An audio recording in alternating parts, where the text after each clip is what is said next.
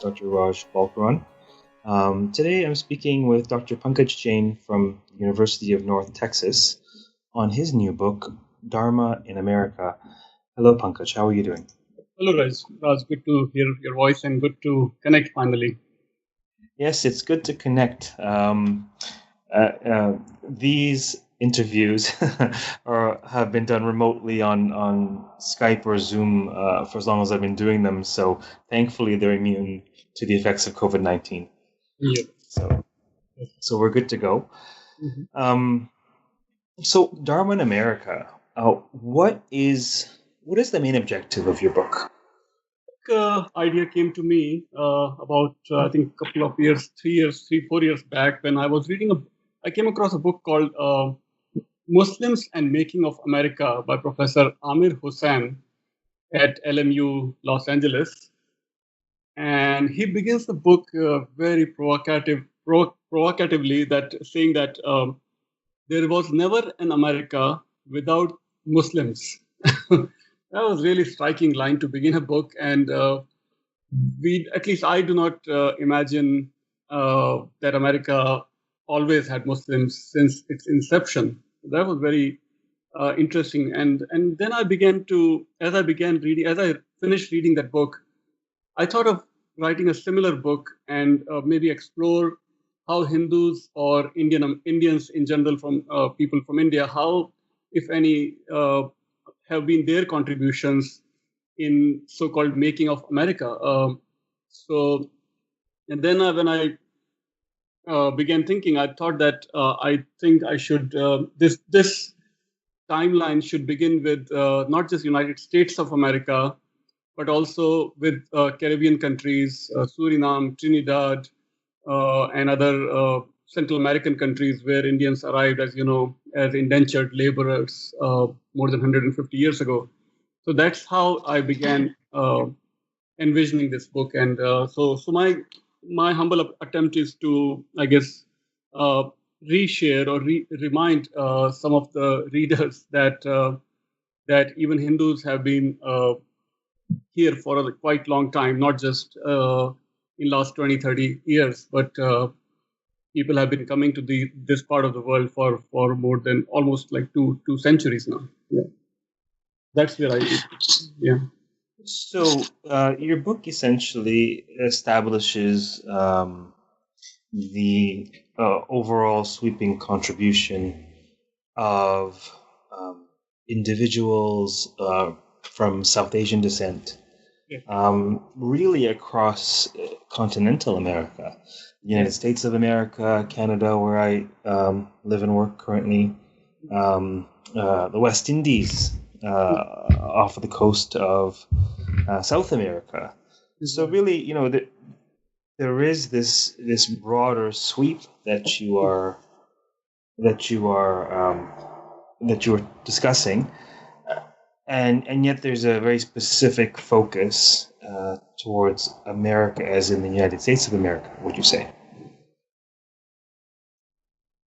So it's a book that takes a historical approach, but it also takes a kind of an anthropological approach, and I especially look at the areas where Indians or Hindus in general, or Indian Americans in general, have contributed, but they have not been noticed in academic books, such as there are many diaspora books where Hindu temples, Hindu gurus, meditation movements are celebrated, are mentioned, described, researched. But I didn't come across a diaspora studies book where similar contributions in food industry, for example, healthcare industries, classical music, or even contributions or lives of Jains or Jain temples across North America. I did not come across a book so far where Jains have been described in detail, how Jains arrived here and how they have continued to thrive in this part of the world. And then civic engagements. So, for example, Indian Americans and how they are trying to. So when we think of Indian American and politics or civic engagement, we probably think of Nikki Haley as the ex-governor of South Carolina, or Bobby Jindal as ex-governor of Louisiana. But but Indian Americans are also trying to enter, school politics or city council politics. So, based on my own autoethnography, if you could call it, I share some of my own experiences in school, public school system here in Dallas area. So the book is trying to weave a pattern of less commonly areas where Indian Americans have been working or trying to contribute in their own humble ways. Not so often. Well, Yeah. well, there's a number of threads in your book, and I think we should touch on them individually. For example, we'll touch on the Indian contribution towards medicine as well as towards music, and we'll also, of course, touch on your own personal experiences with the system in the States. Maybe a good idea might be to go chapter by chapter. So, in the first chapter, you basically explain how the sort of the genesis of this book in terms of drawing on Mir Hussein's insightful and provocative statement about Muslims being foundational to America.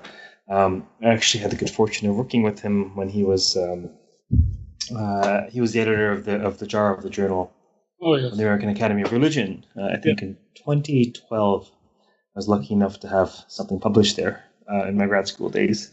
So, so he's no slouch, right? But beyond chapter 1, where you talk about the Genesis, let's focus on chapter 2 then. It's along the lines of before coolies. What do you talk about in chapter 2? So chapter 2 is where it all begins, right? The indentured laborers start coming in, thanks to the British Raj, who brought these people all the way mostly from North India, but also some parts of South India, UP, Bihar, and also but Andhra and Tamil Nadu. And tracing some history from Columbus, how he was lured by India, but he came to West Indies and the West Indies parts of the islands of West Indies or Caribbean countries, and then how.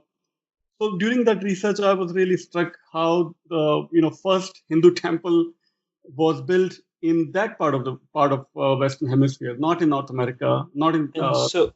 Just a quick moment to contextualize for our audience. You are referring to the Caribbean, to what's called the West Indies. Yes? This is just to give them a sense of where you're talking about in America now. Yeah, I think Bahamas and Trinidad and Suriname and all of those countries are, I think, included in when we say Caribbean countries, right? Jamaica and Guyana and all that. Yeah. Sure, and please go on. So regarding migration and indentured laborship in that part of the world, please continue. So really, I was fascinated as I kept discovering. It was a relatively new area of my research. My earlier books have been on environmental studies, but this was really interesting to find out and to share with readers that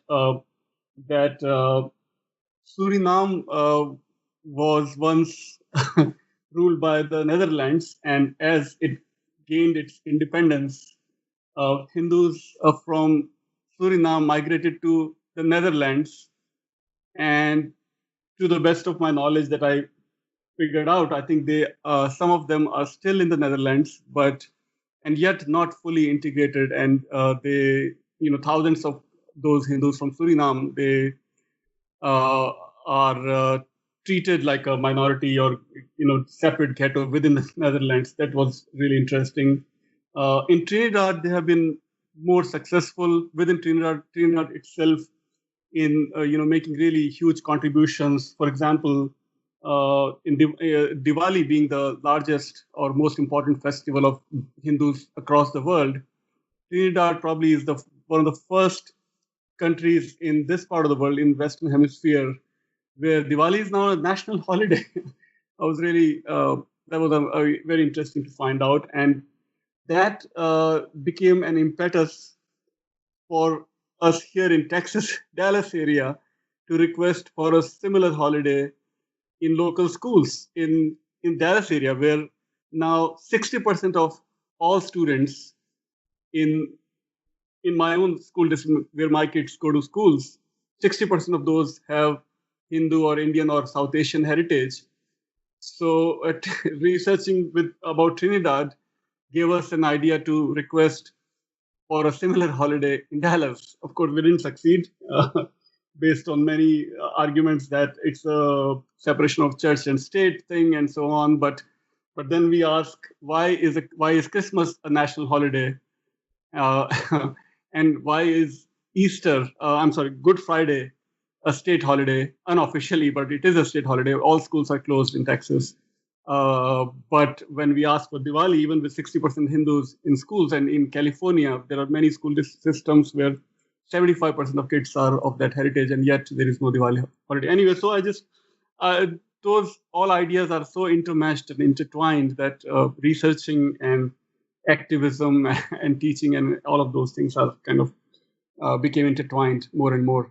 So going back to Trinidad, so Trinidad is, I think, where Hindus have been, a bit more assertive in making sure that they are treated equally with their other counterparts.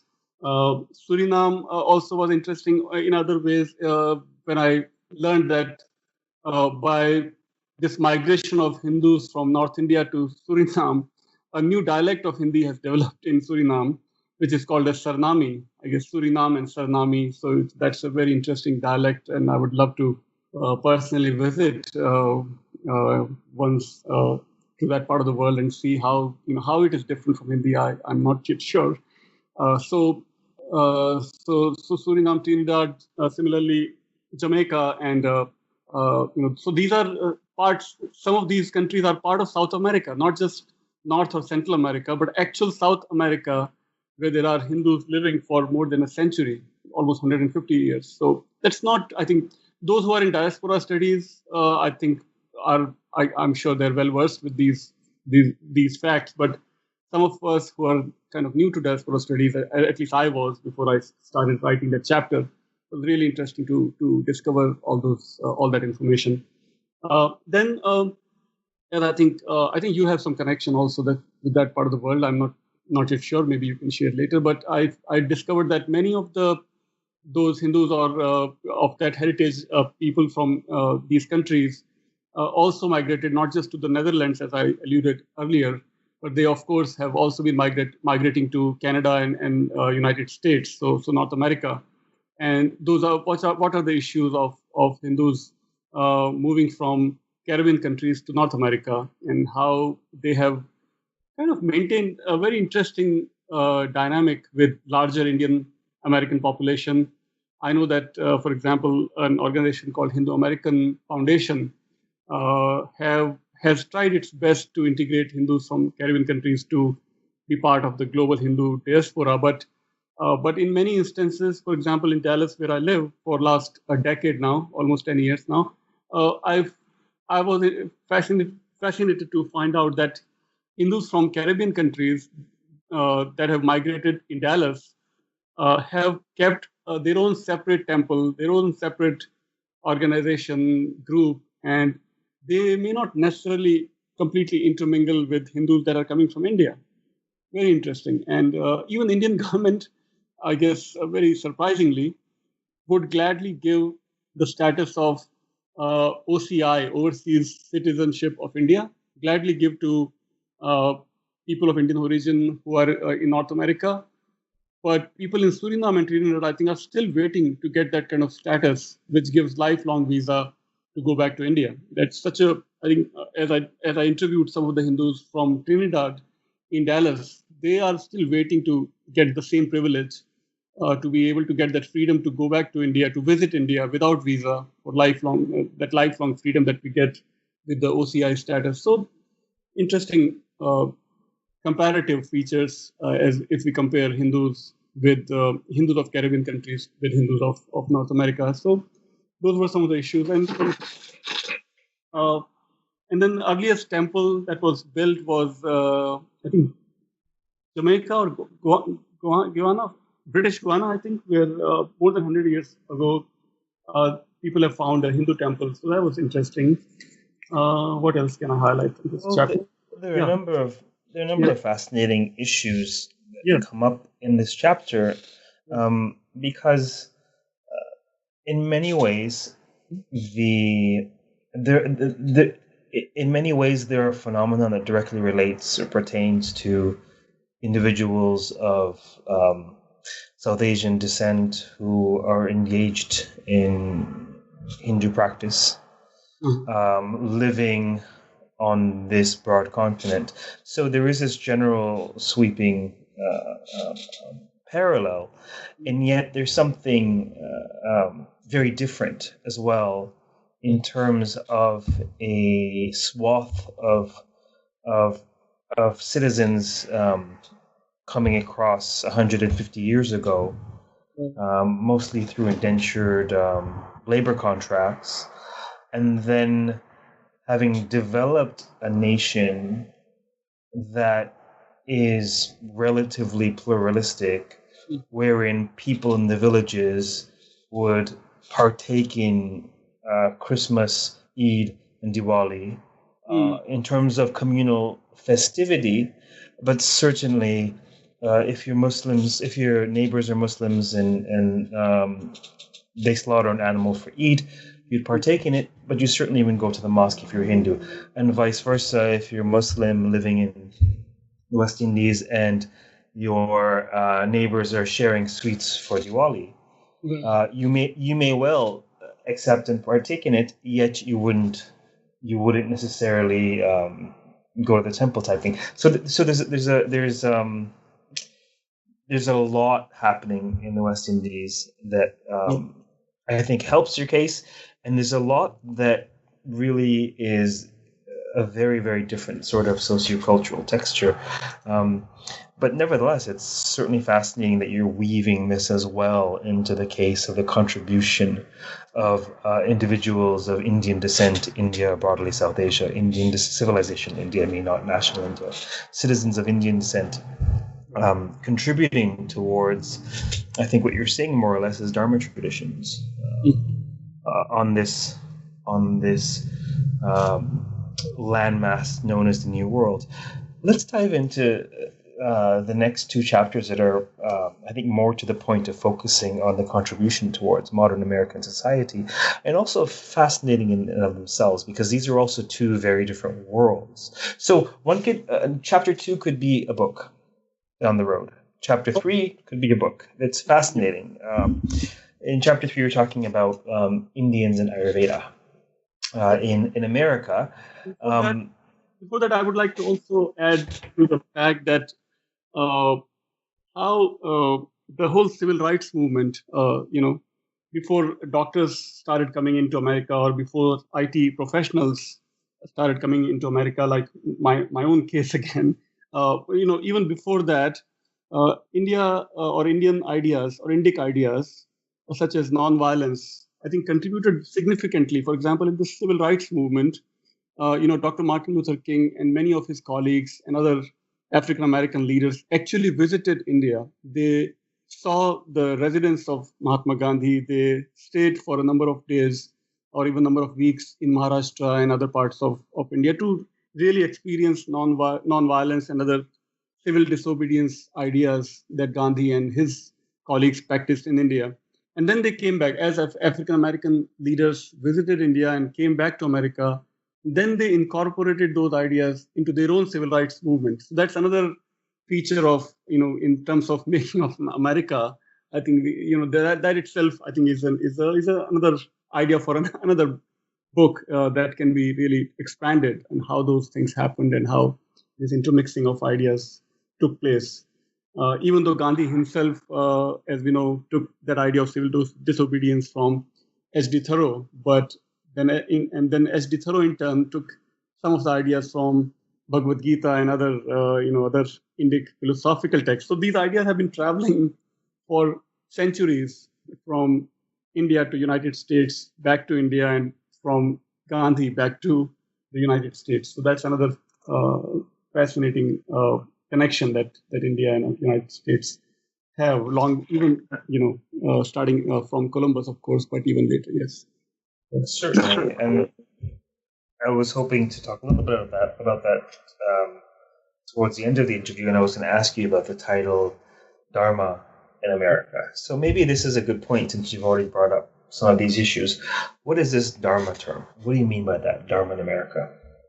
Yeah. So, like I alluded, Dharma in the sense of the ideas such as non-violence, vegetarianism, Ayurveda, some of the healthcare ideas. Some of the Dharma is the way I use in this book is not just, of course, not just religious ideas, but also civilizational ideas, cultural ideas, ideas that connect,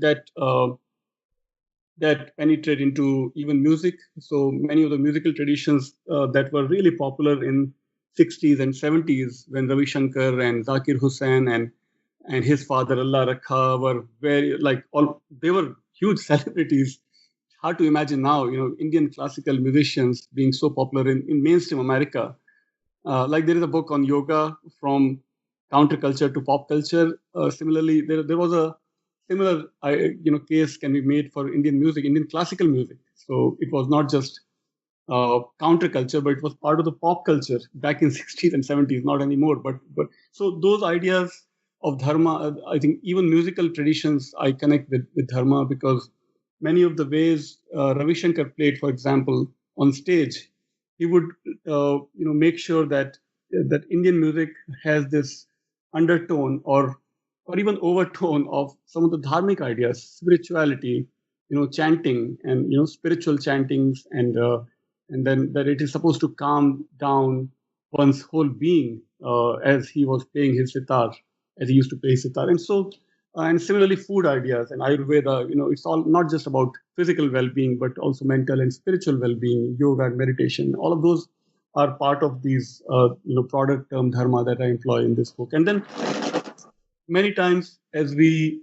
talk about these ideas, we some of us, at least I do sometimes, is that I tend to equate dharma only with Hinduism, but we have to remember that Jainism has also been long time, right when Swami Vivekananda, first Hindu to have come to North America, right with him there was a Jain speaker, Jain scholar, lay scholar who came with Swami Vivekananda, Veer Chand Gandhi. So Jainism has almost same history, same span of history of existing in this country. So dharma is also, and Jains also use this term dharma. Of course, Buddhism also uses this term, so that's pretty widely known. But also, so history of Jainism also I bring into this path of dharma that I employ that term for the for all the chapters of this book. Well, I think we'll revisit this idea of this broader notion of dharma as you define it. We'll revisit that idea towards the end of the interview. But let's maybe first focus on your findings with the American medical community, and we'll talk about that for a bit, and then we'll move on and touch on the Indian classical music and your findings there. So tell us about Ayurveda and medicine in Indians in North America. What were you surprised to discover? Oh yeah, many things. That's a good question. There are always pleasant surprises and maybe some unpleasant surprises also, but surprises nevertheless. So especially now that we are in the middle of this pandemic, and almost every day on CNN, especially for example, we see Sanjay Gupta, we see Vivek Murthy also, for example, on Trevor Noah's show, and so some of the Indian doctors have become face of popular American medical mainstream media. But in addition to those, and even of course Deepak Chopra has almost become like a celebrity who is mentioned by American presidents when they visit India. So some of these doctors have taken captured the attention of mainstream American media. But in addition to these big celebrity doctors and leaders, but there have been also thousands and thousands of doctors that have been part of American medical system for now decades. We cannot use centuries here, but at least definitely decades. And so I was, I guess, unpleasantly surprised to find out that just as the early indentured laborers came to Caribbean countries and they faced all kinds of discrimination, persecution, and whatnot. Many of them died on the ships, as I'm sure you know, based on your diaspora studies expertise. That similar issues were also faced by doctors when they started coming to America, United States, specifically. They were targeted with all kinds of discrimination. They would be given lowly clerical kind of jobs. They would be forced to work in not so friendly conditions. They will be forced to remain in some cheap rural kind of locations that were not preferred by uh, by white Americans. And so how they survived, early doctors, how they fought for equality. Even a term such as foreign doctor was very problematic for these early doctors, because foreign doctor makes them remain foreigner forever. So they fought. Some of the Indian doctors, they went to Senate hearings and they made sure that a term like foreign is replaced at least by international. That was a big deal for them, because international was accepted as a bit more respectable term other than foreign. Foreign means exotic. How they fought for that, how they created their own little organization with 6 or 7 doctors to begin with, in somewhere in Michigan, I think Detroit, and how they expanded. And today, Indian American Doctors is the largest ethnic association in North America, where they organize this community of doctors across the continent, how they do a lot of philanthropic work here, of course, here, but also in India, how they work with United States government, Indian government, and keep raising such issues to do with equality, but also philanthropic activities and so on. So that was all really pleasant. Some of the pleasant surprises also, how they have been now, I think, moved away from the early issues of discrimination. Now I think Indian doctors, or even South Asian doctors, to use a broader term, I think are treated with much more respect and acceptability. Yesterday I was watching one of the TV show, again, news shows. We're all locked down in our houses in this pandemic, so news have become more integral part of our life. And I was watching one of the shows, and how one of the South Asian doctors was interviewed by a mainstream news shows, and how the doctor was credited with saving life of a lawmaker in Michigan. So that shows that Indian doctors have, I think, done a great job in serving the mainstream American communities, and even in this pandemic, Indian doctors and all the doctors, but also Indian doctors as part of the larger medical community, have been at the forefront of fighting this medical war. Yeah. No, you know what? You better continue that thought. I'll hold my question, please. Yes. That's the early part of that chapter, where I start with this history of how Indian doctors have contributed in making of America. And then I moved from Indian doctors to Indian medical ideas. So the history of Ayurveda I trace. And again, that's same struggle there in the initial part. Ayurveda actually continues its struggle even today. Even today, it's not treated on equal terms with allopathy, for example. Ayurveda is still relegated to this category of complementary and alternative medicine. I discovered on some of the websites of Washington D.C. Federal government, National Institute of Health, NIH, where Ayurveda is still painted in very negative term, as if it's some kind of selling snake oil or whatnot. So the struggle still continues, but I guess similar to what Indian doctors did, or similar struggles in Caribbean countries, Ayurveda practitioners have also did the same thing. They have formed their own organization, which now runs into hundreds and hundreds. I think 700 or 800 Ayurveda practitioners are part of this national association called National Ayurvedic Medical Association, NAMA. and many others now have come upon in this country, Association of Ayurvedic Professionals of North America, and many more. So they are creating their own accreditation system, their own ways of certifying their practices by kind of peer review, rigorous peer review, and they help support each other. There have been some monographs and edited volumes as well on these issues, on issues of Ayurveda and acceptance and issues of equality and so on. So that I trace, and then for the first time, I think I could present a detailed interview with one of the leading pioneers of bringing Ayurveda to this country, Dr. Vasant Lad. He lives in Albuquerque, New Mexico. So I actually went to meet him. I stayed with in Albuquerque for a few days, and I interviewed him. And I present that entire interview, I think, for the first time as part of a Diaspora studies book in our field. So I was very happy to get that interview. Then also, speaking of my surprises, sorry, I'm losing my voice here. I also was surprised or pleasantly surprised to see that in the middle of Dallas there are now over a dozen Ayurveda clinics, and even the suburb where I live in Dallas, there are now already 2 Ayurveda clinics where Indian American Ayurveda practitioners have been offering these Ayurveda services for a long time here. And they are extremely popular. They are really flourishing here. And so ideas such as massage that comes from Ayurveda,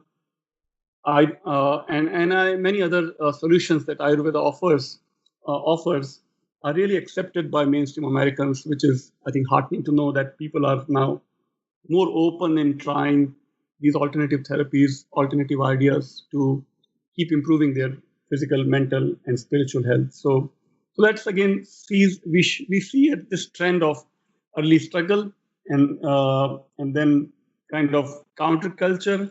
I think still Ayurveda is still part of the counterculture. It's not yet pop culture, whereas yoga has now become part of the pop culture, not just a counterculture, or not just hidden feature, but Ayurveda still remains a counterculture. It's not yet very part of the main pop culture, but I think it's getting there. It's getting there and becoming more and more popular.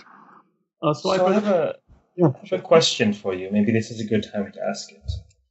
Do you feel that the tension surrounding the, as you say, acceptance, quote unquote, of Ayurveda, do you feel the tension? Is it the tension of Eurocentric paradigms versus Indic paradigms that I think is key to your book, or is it the tension between empirical paradigms versus more subtle or spiritual or holistic paradigms? So, otherwise put, would not the same and this is a question for you, right? Would not the same tension apply to Western, more holistic, for example, naturopathic medicine? There's a college of naturopathic medicine in Toronto. I've known people who've gone through it, and they're fine physicians. Can one not make the argument that naturopathic medicine is an analog to Ayurveda for the reasons of empiricism and not the reasons of cultural centrism? Yeah, I think those are all really good points, Raj. and yeah, I think part of the resistance in accepting Ayurveda is stemming from both. I think that treating anything that is coming from the Eastern Hemisphere, treating that as an exotic thing, and also this fear of not losing the empirical paradigm and remaining stuck with this dichotomy of body and mind, which is part of the empirical paradigm, I think is part of the problem also. And not seeing the wholeness in different parts, but making sure that everything remains dichotomous, separate, disjoint. I think that's how all these wars are derived. War on climate change is separate from war on drugs. war on pandemic is separate from war on equality. This part of the world, I think we lose that holistic perspective that is so much needed, I think, in these days of climate change and pandemic and social inequality and racial inequality and whatnot. So I think slowly but surely, I think we'll get there when we, even in this part of the world, we will see everything as a holistic, in a holistic light rather than, keeping them separate, I think. Right? Do you think, in your opinion, based on your research, particularly your interviews with notable practitioners like Dr. Ladd and his student Win Werner, do you believe that Ayurveda can be fully, properly, robustly practiced in the West, in America, or do you think there are limitations? Yeah, great point also, and one that I think every Ayurveda practitioner, I think, is thinking and wondering whether that day will ever come. I think some... We'll draw on Win Werner's, your interview with Win Werner. Yes. So yeah, Win Werner is actually a colleague of Dr. Ladd. He is kind of a manager or administrator of this Ayurveda institute that they have been running for now a couple of decades in Albuquerque. And I think what I recall now is that they say that some parts of the Ayurveda, I think, can be much easier to be integrated in the mainstream American medical practices. For example, ideas that overlap with chiropractor kind of practices, massaging, and so various kinds of oil massages and so on are much more easily available and can be practiced without any liability issues. But some parts where Ayurveda uses some kind of medicines that are, I think, still not yet fully tested in America. So those they no longer practice those practices or those medicines. They cannot prescribe in America because of less testing so far. So those are the challenges. Those are the bottlenecks. So, can you hear me? Yes. Life can be stressful even under normal circumstances, but 2020 has challenged even the most difficult times of life. You need stress relief that goes beyond quick fixes. That's Headspace. Headspace is your daily dose of mindfulness in the form of guided meditations in an easy-to-use app. Headspace is one of the only meditation apps advancing the field of mindfulness and meditation through clinically validated research. So, whatever the situation, Headspace really can help you feel better. Overwhelmed? Headspace has a 3-minute SOS meditation for you. Need some help falling asleep? Headspace has wind-down sessions their members swear by. And for parents, Headspace even has morning meditations you can do with your kids. Headspace's approach to mindfulness can reduce stress, improve sleep, boost focus, and increase your overall sense of well-being. I've tried this. It's very easy to sign up for. They ask you a few questions, they design a program for you, and you get started. It's really that easy. Headspace is backed by 25 published studies on its benefits, 600,000 5-star reviews, and over 60 million downloads. Headspace makes it easy for you to build a life-changing meditation practice with mindfulness that works for you on your schedule, anytime, anywhere. You deserve to feel happier, and Headspace is meditation made simple. Go to headspace.com/NBN. That's headspace.com/NBN for a free 1-month trial with access to Headspace's full library of meditations for every situation. This is the best deal offered right now. Head over to headspace.com/NBN today. If I'm not mistaken, there was a thread in Win Werner's interview about the extent to which one can't parse out how much of Dr. Ladd's training is through his schooling and experience, and how much, when he diagnoses somebody, and for those of you listening, Ayurveda, ancient Indian holistic medicine, as much an art as it is in science, it seems to be the case. relies upon pulse diagnosis, where a Vaidya, a physician, an Ayurvedic physician, will take your pulse and then glean all kinds of insights about your health or lack thereof. I found this fascinating, where Werner is saying, well, initially we failed to parse out, and I'm paraphrasing obviously, we failed to parse out the extent to which one can learn to do that oneself, and the extent to which, according to Werner, one's insights are a function of one's advanced spiritual ability because of years and decades of practice. Do you see the sort of tension that I'm driving at here? Yes. So, as part of my research, while I was writing that chapter, a documentary was released based on life and contributions and practices by Dr. Vasant Lad, one of the pioneers of Ayurveda in this country.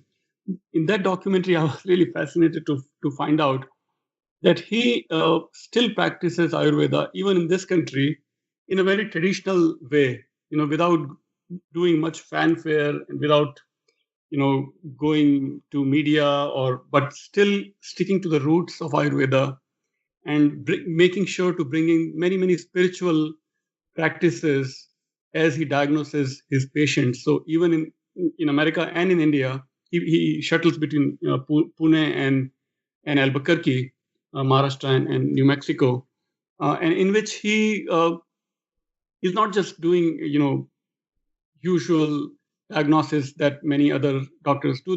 He also is treating, looking at a patient in a very spiritual or a very holistic way, just to in a very what should we say, in a subconscious way, he diagnoses his patients, not just empirical ways.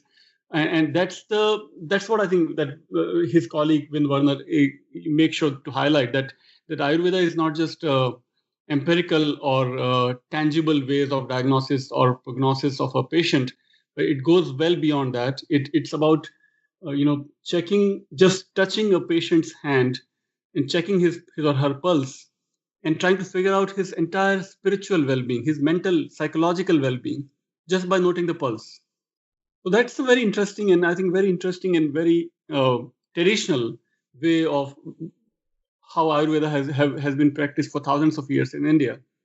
And so it's interesting that Dr. Lad, is ensuring that skill, that ability, that pulse reading, for example, is really transferred to the next generation of Ayurveda practitioners. And he has empowered many of his students to learn those techniques and making sure that many American Ayurvedic practitioners are also doing those things now, which is not just, so it's not just stuck in India, but even in American Ayurveda, those things are being practiced. So, which of course raises interesting questions coming to empirical paradigm, that how far they can be accepted, how far they can be relied. But as far as the patients are happy and satisfied with these Ayurvedic practices, and if it helps them, I think it'll take some more time, but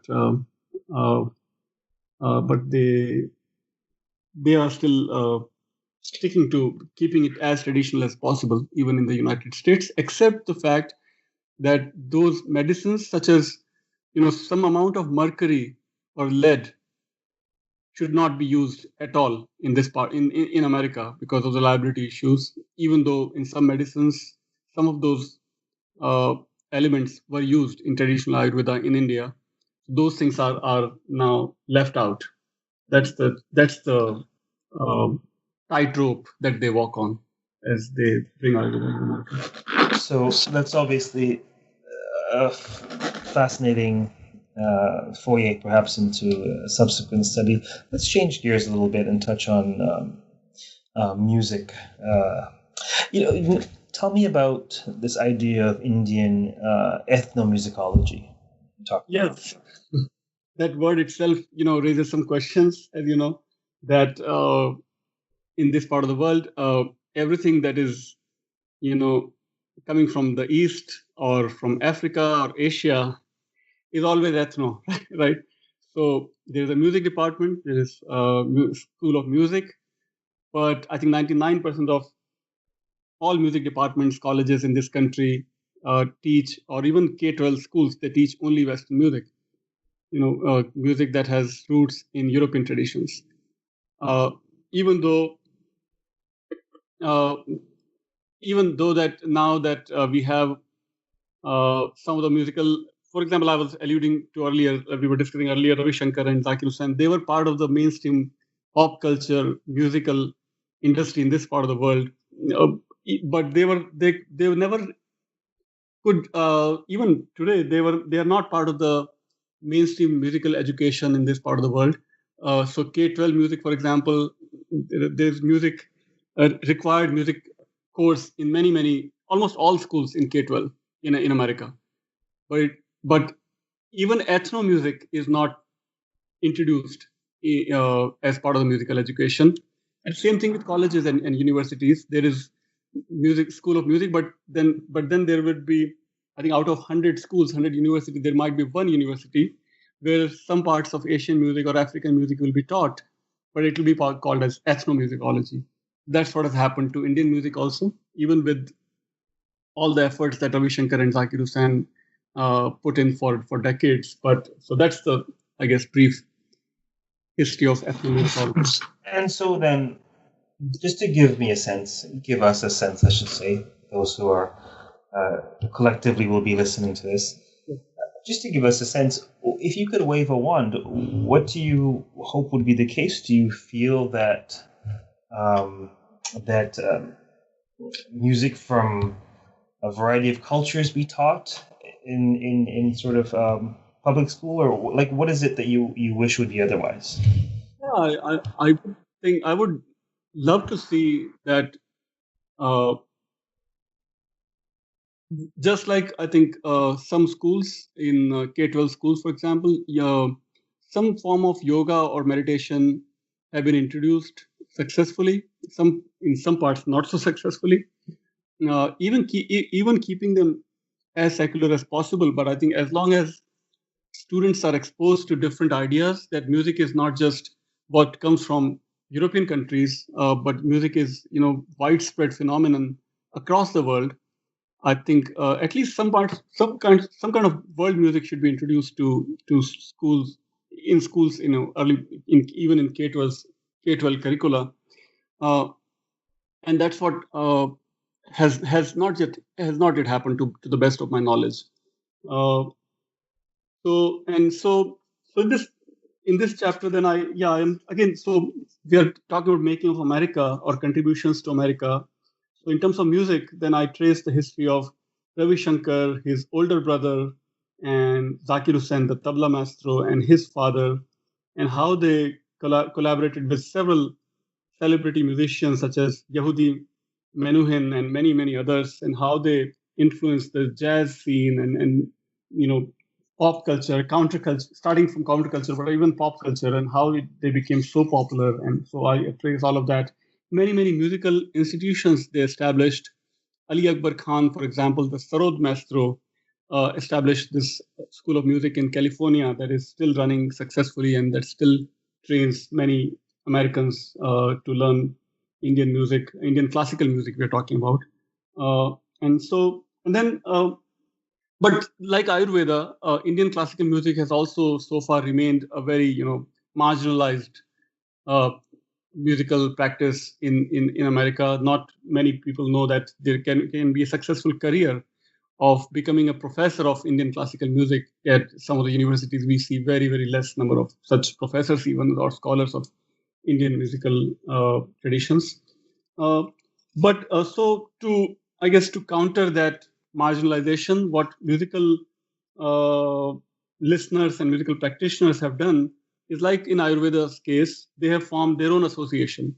So every metroplex, such as Dallas or New York or California, wherever big cities, wherever there are enough people of South Asian Indian heritage, they form these association and organizations, and they invite musical maestros from India periodically. And so as they come here and they perform, so parts of Indian classical music remains popular, at least in those niche areas and niche groups. So that's a healthy sign that, but but I think Indian classical music has a even more difficulty for acceptance, even more than Ayurveda, because of, I think, dominance of Bollywood kind of music or popular music, as we might call it. That remains more dominant even among Indians in India and Indians who come here. So those are the challenges with Indian classical music.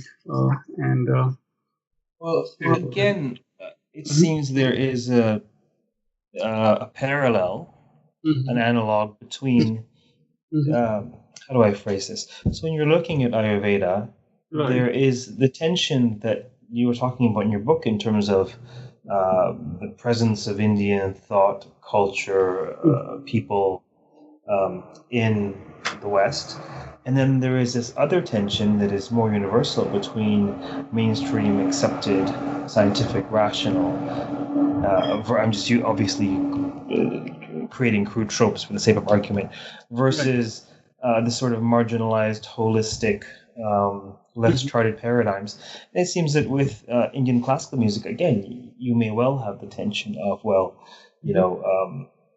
the cultural tension, but also there's a tension of classical versus popular, right? And so there's that piece as well. Yes. Do you? I'm going to move on in a moment to your chapter on Jains in America, but what do you hope to accomplish in your discussion of Indian classical music in America? What is it that you are trying to show? A similar thought there, Raj, that like I mentioned, that students who are growing up in this globalized and pluralized world of today should not remain so unidimensional that they think that only this way of medical practice is the only or right way, or this kind of musical. For example, I'll give you one more, I guess, specific example. My son he takes the percussion lessons, and he will probably finish his entire K-12 education practicing only one form of percussion without even hearing the word tabla or pakhavaj or mridang. Amazing percussion instruments that come from South Asian heritage, all the way from Islamic heritage in India. And that is of course, I will make sure that he will listen to those words, or I will even show him some of those performances by maybe Zakir Hussain or Allah Rakha. But imagine the kind of education that we are giving to our students, even in today's 21st century, when maybe 60% of students in my own public school here are of Asian heritage, and yet the school teachers, our school curricula have no clue of broadening their curricula, or incorporating diversity. Such a buzzword these days, diversity in equity and inclusion. When it comes to curricula, there is no not even a sign of bringing any diverse elements into musical education, or again, alluding to our previous chapter, diversity in medical education. Still, those foreign elements are treated with so much skepticism, and they're exoticized, marginalized, and so on. So those, I think, it's an ongoing struggle, and I'm going to revisit this theme towards the end of our interview about practical steps forwards, because I have some. One can make an argument from multiple perspectives about the nature, about how to remedy this issue, or the extent to which this is even an issue that you raised. But hold that thought. Let's just finish with the data of the book before we get too expensive in our exchange. So then, chapter 5. I mean, the book is fascinating for a number of reasons. One is that a musicologist would be super fascinated in a certain chapter, or somebody interested in Ayurveda or medicine would be super fascinated in a certain chapter. Historians, sociologists, there's tons of folks who probably would delight to see the charting of the Jain diaspora you do in chapter 5. So talk about that, but preface your discussion with just a little bit of a context or a sense of, I had the good fortune of, first of all, I study religions, but I had the good fortune of going to India on a fellowship from the international. Sorry, my brain's a little foggy. I haven't slept much last night. The international school. What's that? Yes, ISGS, the International School of Jain Studies. Yes. And I got to witness so much firsthand and learn from some great scholars of Jainism. But as you and I well know, I mean, what is Jainism, right? So talk a little bit about what Jainism is in terms of within the context of Indian religion, and then maybe you can unpack some of the data you present in Chapter 5. Sure. Yeah. So that's a really question with which is sort of we can talk for many hours. That what exactly is Hinduism or what exactly is Jainism, and how do we even just like the basic we teach in a very artificial formulaic way necessarily, but it's not without utility. So for example, when you're introducing Jainism in a world religion class, for example, like what is Jainism compared to Indian religion? Right. So yeah, exactly. So I guess to simplify and to I guess also condense our time, Jain philosophy has been, as you know, is part of those so-called heterodox systems within Indian philosophy. So 6 are the orthodox, 3 are the heterodox, Astic and Gnostic, right? So Jainism has denied the existence of creator and preserver and destroyer God, so-called quote-unquote God, for thousands of years. It's a non-theistic system, and yet it is full of rituals and temples and chantings and bhajans and whatnot. So very interesting. So Jainism in that respect is very similar to Buddhism, non-theistic. But then again, in Buddhism also we have all those rituals and temples and so on. So some parts of the Jain community really takes pride that Jainism has always been separate and distinct from Hinduism, and some other Jains in the same community call themselves very proudly and very comfortably that they are also Hindus. So there's this healthy tension within the community of Jains across the world. And I guess I answered your question, or that tension or interplay with Hinduism. Yeah, I think there's enough there for folks to sort of get a sense. The one thing I'd say that is crucial for the title of your book is that really all of the major world religions of Indic origin, so Hinduism, Buddhism, Jainism, Sikhism, they employ this word called Dharma, right? So Dharma in America, which can be variously translated as righteousness, ethics, duty, purpose, and so in talking about Dharma, in many ways you're talking about a way of life that's predicated upon certain ethical precepts, and irrespective of what's happening now on the planet, certainly historically or at least ideologically, Jainism has taken these precepts to the nth degree in this discourse of, himsa in particular, but sacha, ahimsa, asteya, brahmacharya. So this idea that this tradition is very much quintessential to how we understand Dharma, right, coming out of India. And so although it's how many Jains are there in the world currently? Maybe you have a better number than I have. I think that number would again be sort of fluid number because depends whom you ask. But I think in my estimation there must be at least 100,000 Jains in North America, and in India I think in total probably that number would be somewhere around 8 to 10 millions in India. So overall in the world, at least 10 million Jains, I think, across the world.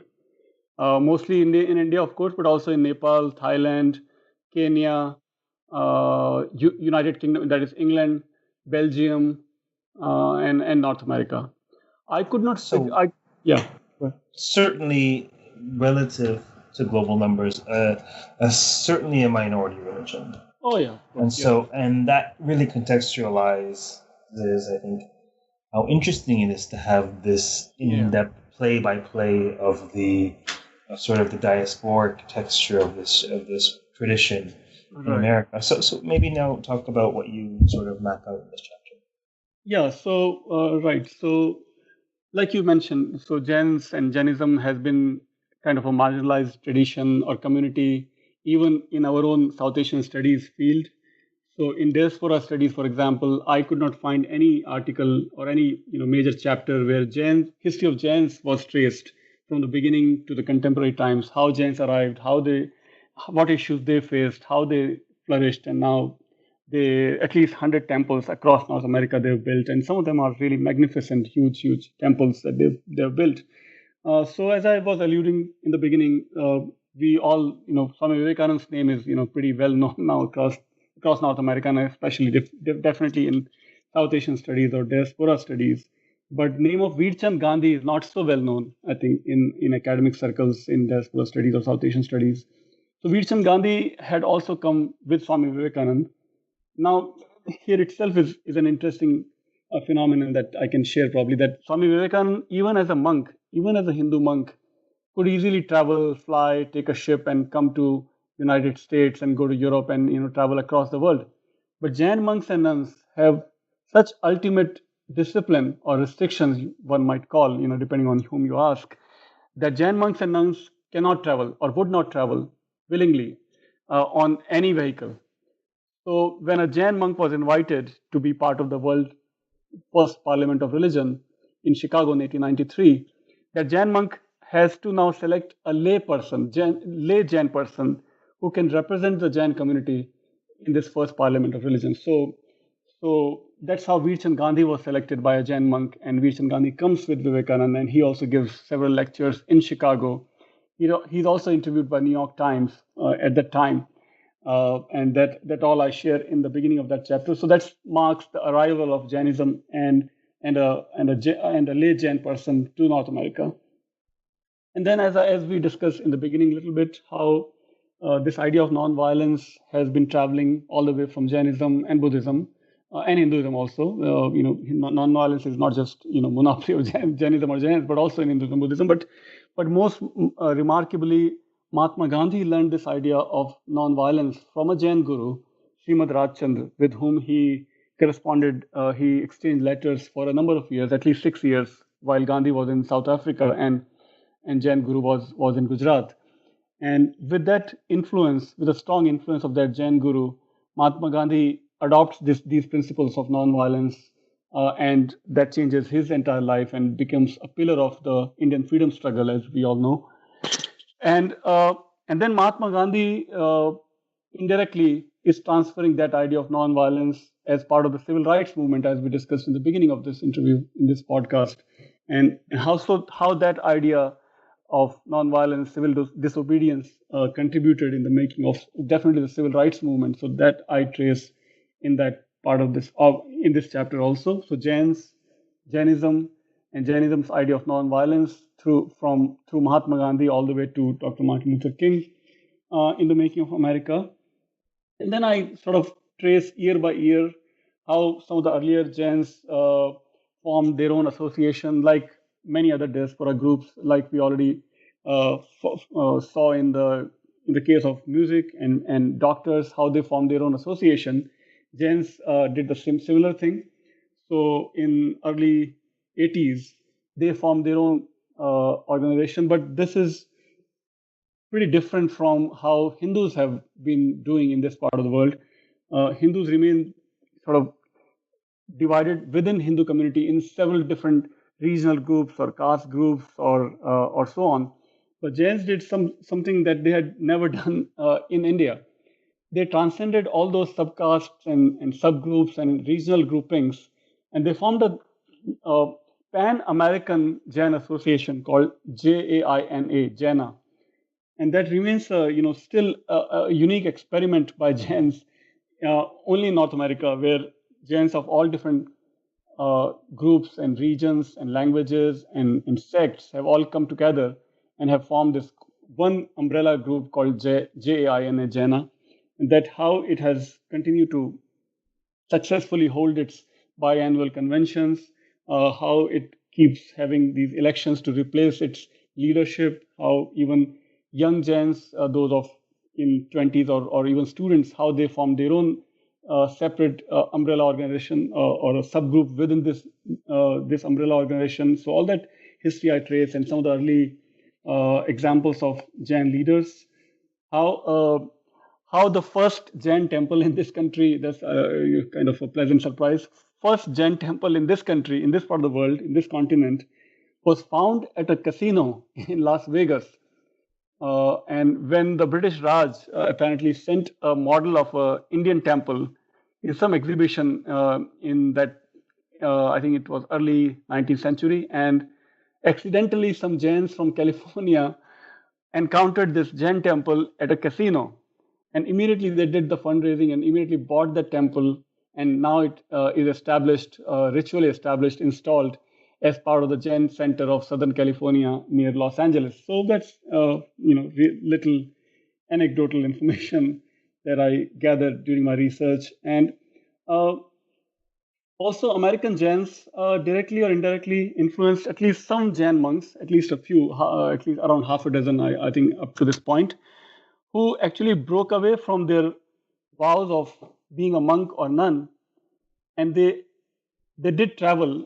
Even though in the beginning I said that they do not travel, but around half a dozen Jain ascetics have now at least broken some part of their ascetic vows, and they have been coming to this country now for a number of years, and that was very welcome, heartily accepted by Jains in America. Even though Jains in India did not like that monks and nuns are breaking those vows, but here North American Jains desperately needed that guidance, that counseling, that leadership, ascetic leadership that has been hallmark of Jains for centuries.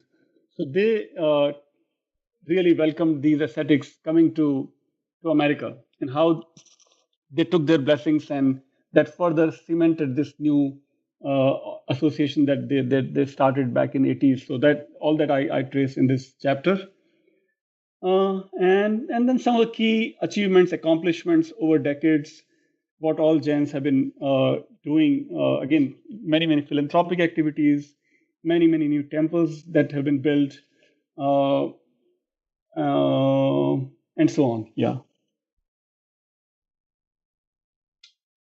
So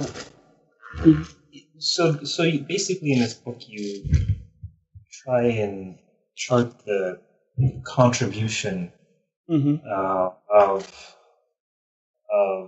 Hindu and Jain individuals and ideas, music, medicine, and so forth. Right. So let's maybe bring this full circle, and you could maybe share a little bit about your own personal story that you share in the book. But what is it? What difference in the world do you hope this book will make, or what trends do you hope to see as part of this awareness? Yeah. So I think it's interesting or important to note that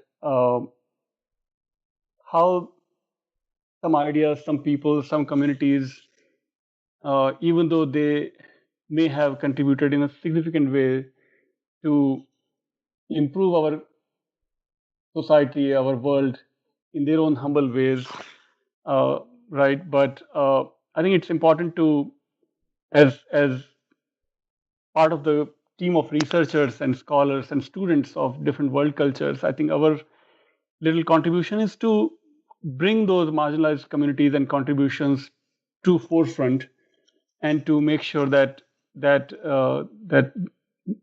nothing or no being should remain marginalized or become part of persecution or discrimination ever, because as our societies are becoming increasingly diverse, I think it's important to notice that every community makes some humble contribution in reshaping or improving whichever location that they choose as part of the global migration. And so more information or more information about their contributions are shared among our students, I think it's better for our global coexistence, right? It's better for our mutual understanding, and it's simply better to know our neighbors, so to speak. Who knows how many neighborhoods are already now populated by so many immigrants in this part of the world now, and yet I think if our students do not learn about their neighborhood cultures in their K-12 schools or in their colleges, I think that dream of social cohesion will remain a dream, and especially during the times of disasters and what is happening right now these days. I think those are the times when these values are really under strain. Crime, for example, criminal incidences in New York have really shot up in the last few weeks as our law and order situation becomes hopefully not worse. It is the minority communities that can be the first, that potentially can be first wave of victims. And if we do not take, if we do not do our part in making sure that all of us really respect and understand each other well through education and through these such efforts that we all make as part of our own research and publications. I hope I answered your question. Well, that's certainly a noble idea and lofty goal. Tell us what next or currently are you working on? So now after this book, I guess I wanted to continue working on more on Jainism, because as I noticed, I think it's still, even though there are many books now on Jainism, but when I search for modern Jainism, there is still not a single book that comes up. Even if you search for modern Hinduism, modern Christianity, modern Buddhism, even there are many books, but modern Jainism, not one. So I'm working on this new book on modern Jainism and some of the key issues, key leaders, and key figures that have shaped what we can probably call as modern Jainism in the last 2 centuries. That's my current project. That sounds like another interesting, groundbreaking project. So we'll have to talk about that book in future then. Yeah, sure. All right. Well, I think we've taken up enough of your time for today. So thank you very much for the interview. And once again, ladies and gentlemen, we've been speaking with Dr. Pankaj Jain of the University of North Texas on his new book, Dharma in America. Until next time, stay safe and keep reading. Take care. Thanks, Raj.